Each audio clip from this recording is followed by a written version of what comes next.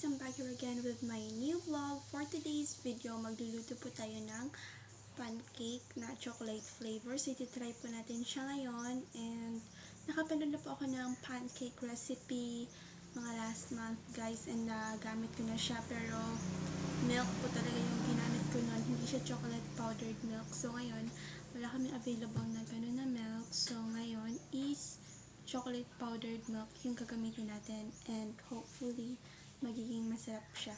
So, ihanda na natin ang mga ingredients.